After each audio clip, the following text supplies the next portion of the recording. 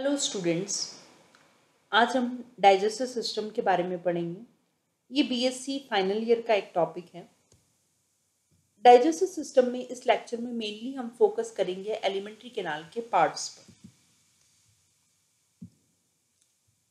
अब पहले हम देखते हैं डाइजेस्टिव सिस्टम होता क्या है।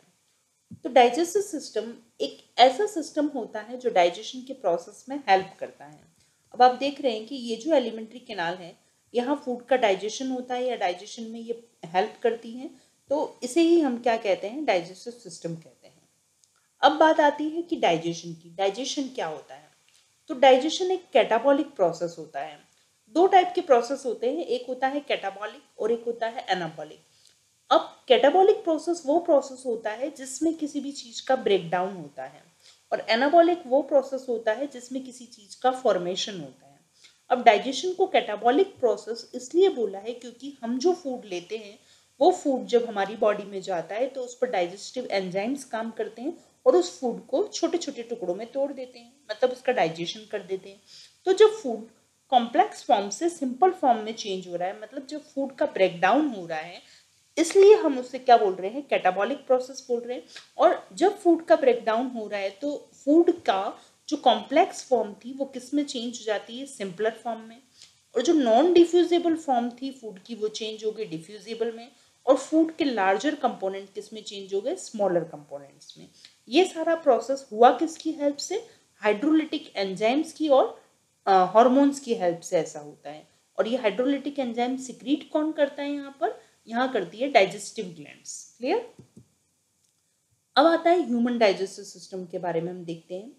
ह्यूमन डाइजेस्टिव सिस्टम में एक लॉन्ग ट्यूबुलर स्ट्रक्चर होता है, जो हमने सबसे पहले डायग्राम में देखा था। ये लॉन्ग ट्यूबुलर स्ट्रक्चर होता है जो 7 से 8 मीटर तक लॉन्ग होता है।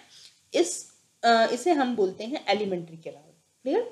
और इसी एलिमेंट्री कैनाल से डाइजेस्टिव ग्लैंड्स जुड़ी होती है जो डाइजेस्टिव एंजाइम्स का सिक्रीशन करती है, और ये डाइजेस्टिव एंजाइम्स फूड का डाइजेशन करते हैं। मतलब जब भी फूड बॉडी के अंदर माउथ के थ्रू लिया जाता है, तो जब फूड माउथ में आता है तो माउथ में भी डाइजेशन होता है। फिर जो पूरी एलिमेंट्री कैनाल के जो अलग अलग पार्ट्स होते हैं वहाँ फूड का डाइजेशन डाइजेस्टिव एंजाइम्स या डाइजेस्टिव जूसेस की सहायता से होता है। ह्यूमन बीइंग में एक्स्ट्रा सेलुलर डाइजेशन होता है। एक्स्ट्रा सेलुलर डाइजेशन इसलिए कहा गया है क्योंकि यहाँ पर डाइजेशन एलिमेंट्री कैनाल की ल्यूमन में होता है।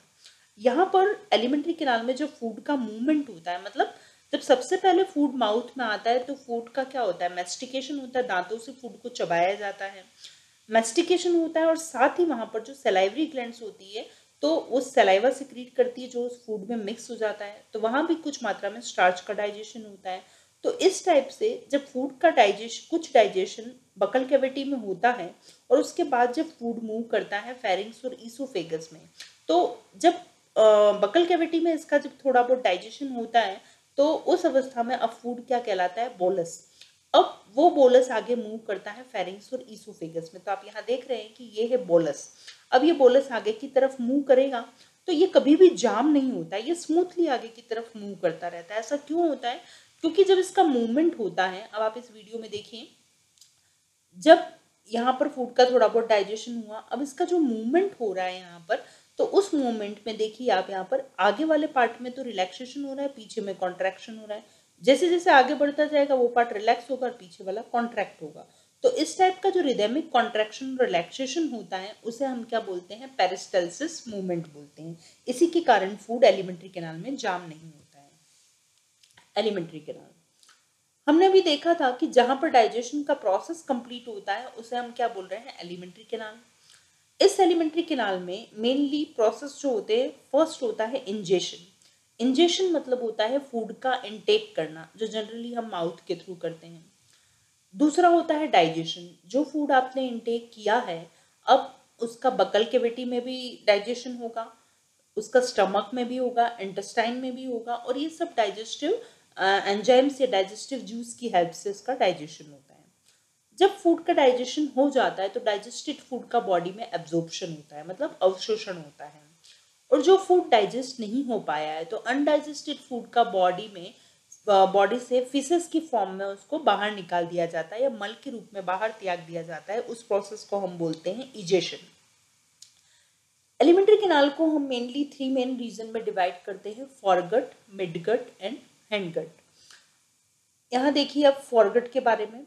तो फॉरगट में जो मेनली पार्ट आता है, oesophagus, stomach, proximal duodenum, liver, gall bladder and pancreas.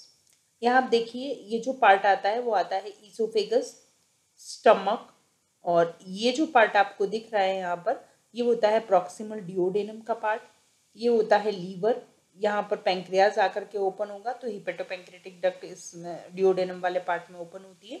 तो लीवर, पेंक्रियाज, डिओडेनम का प्रॉक्सिमल पार्ट, स्टमक, ईसोफेगस और गोल ब्लैडर, ये सारे स्ट्रक्चर जो होते हैं ये फॉरगट में आते हैं। मिडगट में आता है ये जो डिस्टल डिओडेनम का पार्ट होता है वो किस में आता है, मिडगट में आता है। उसके बाद आता है जिजनम। यहाँ पर ये पूरा जो पार्ट आपको दिख रहा है यहाँ से यहाँ तक का ये होती है small intestine.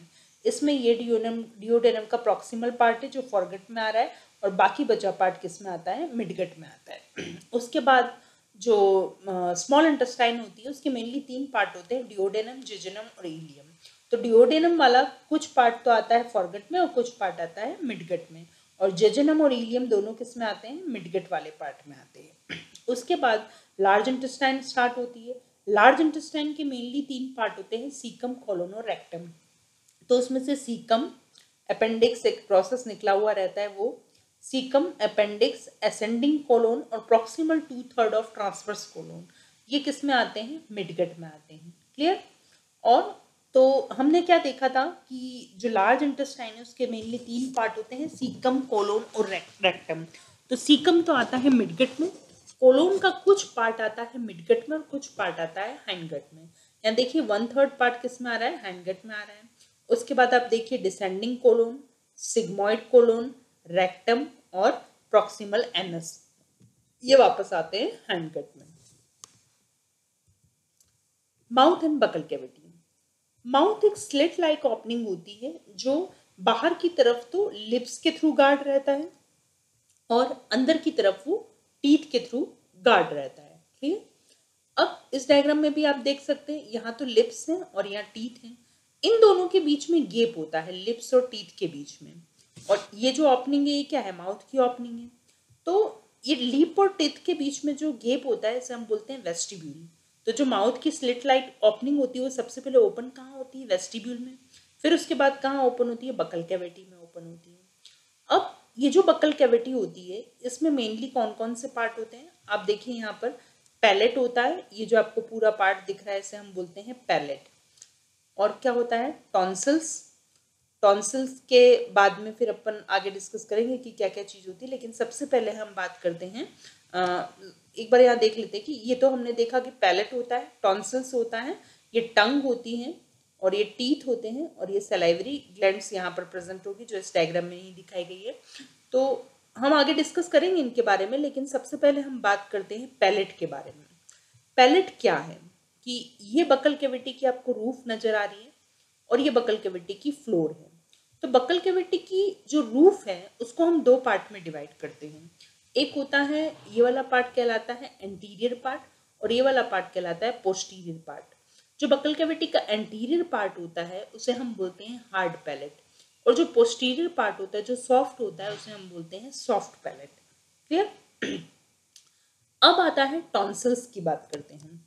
Tonsils lymph gland होती है जो कि अपर रेस्पिरेटरी और डाइजेस्टिव ट्रैक्ट में जो हार्मफुल बैक्टीरिया होते हैं और जो इन्फेक्शन हो जाता है उसको खत्म करने का काम कौन करते हैं, टॉन्सिल्स करते हैं। मेनली 3 जोड़ी टॉन्सिल्स होते हैं, एक होते हैं लिंगुअल टॉन्सिल्स, एक होते हैं नेजोफेरेंजियल टॉन्सिल्स और एक होते हैं पैलेटाइन टॉन्सिल्स। ये देखिए आप, ये जो टॉन्सिल्स आपको नजर आ रहे हैं ये है पैलेटाइन टॉन्सिल्स और यहाँ जो टॉन्सिल्स नजर आ रहे हैं वो है फेरेंजियल टॉन्सिल्स। और लिंगुअल टॉन्सिल्स आप अगले डायग्राम में देख सकते हैं, ये देखिए आप, ये जो टॉन्सिल्स नजर आ रहे हैं इनको हम बोलते हैं लिंगुअल टॉन्सिल्स। तो 3 टाइप के टॉन्सिल्स होते हैं। नेक्स्ट स्ट्रक्चर होता है टंग। टंग एक मस्कुलर ऑर्गन होता है जो डीग्लूटिनेशन, टेस्ट और स्पीच में हेल्प करता है। हमें टेस्ट का पता टंग से ही चलता है क्योंकि टंग पर क्या प्रेजेंट होती है, टेस्ट बर्ड्स प्रेजेंट होती है। क्लियर। टंग एक फोल्ड जिसे हम फ्रेन्यूलम कहते हैं, उस फ्रेन्यूलम के थ्रू वो बकल कैविटी की फ्लोर से जुड़ी हुई रहती है। अब देखिए यहाँ पर इस डायग्राम में ये बकल कैविटी की रूफ है, ये बकल कैविटी की फ्लोर है। पीछे वाले पार्ट से यहाँ पर टंग बकल कैविटी की फ्लोर से अटैच रहती है। तो एक फोल्ड होता है जो इसको अटैच करके रखता है, उस फोल्ड को हम क्या बोलते हैं? फ्रेन्यूलम। उसी फ्रेन्यूलम के थ्रू ये अटैच रहती है। क्लियर? अब एक वी शेप का सल्कस टर्मिनलिस होता है एंटीरियर। देखिए हमें यहाँ पर एंटीरियर पार्ट में ये देखिए सल्कस टर्मिनलिस, ये एक वी शेप स्ट्रक्चर होता है। ये वी शेप स्ट्रक्चर टंग को एंटीरियर पार्ट और पोस्टीरियर पार्ट, दो पार्ट में डिवाइड करता है। कौन? Sulcus terminalis. एंटीरियर पार्ट जो होता है वो लगभग टंग की लेंथ का 2/3 पार्ट है। देखिए अब ये पार्ट कितना बड़ा है, तो एंटीरियर पार्ट तो बड़ा होता है और पोस्टीरियर पार्ट छोटा वाला पार्ट होता है। तो एंटीरियर पार्ट 2/3 पार्ट बना रहा है, और जो सल्कस टर्मिनलिस होती है, ये वी शेप स्ट्रक्चर जो होता है, वो एक मीडियन डिप्रेशन, एक फोरामेन सीकम जिसे बोलते हैं, वहां से ये निकलता है। क्लियर? अब बात करते हैं टंग की सरफेस पर। एक हमने ये तो देख ही लिया कि ये मस्कुलर ऑर्गन है, डिग्लूटिनेशन, टेस्ट और स्पीच में हेल्प करता है। एक फोल्ड होता है फ्रेन्यूलम, जिससे वो बकल कैविटी की रूफ से फ्लोर से अटैच रहती है, और इसमें वी शेप का सल्कस टर्मिनलिस होता है जो टंग को एंटीरियर और पोस्टीरियर पार्ट में डिवाइड करता है। क्लियर? अब हम बात करते हैं कि टंग की सरफेस पर बहुत सारे एलिवेशंस होते हैं या फिर बहुत सारे उभार आपको दिखेंगे यहाँ पर, इन्हें हम बोलते हैं lingual papilla. Lingual papilla 4 main type के होते हैं: filiform papilla, foliate papilla, circumvallate papilla और फंजीफॉर्म पेपिला। इनको हम वन बाय वन आगे डिस्कस करते हैं। फर्स्ट बात करते हैं हम फिलीफॉर्म पेपिला की। सबसे पहले तो क्या है कि ये जो पेपिला प्रेजेंट होते हैं, ये क्या करते हैं कि इनकी मतलब इससे टंग बहुत रफ दिखाई देती है। टंग पर आपने देखा होगा, टंग कभी स्मूथ नहीं होती है, उस पर छोटे छोटे से अपने को दाने नजर आते हैं। तो ये वही पेपिला होती है जो उसको रफनेस प्रोवाइड करती है। और ये 4 टाइप के पेपिला इस पर प्रेजेंट होते हैं। तो सबसे पहली बात करते हैं अपन फिलीफॉर्म पेपिला की, जो आप इस डायग्राम में यहाँ पर देख सकते हैं।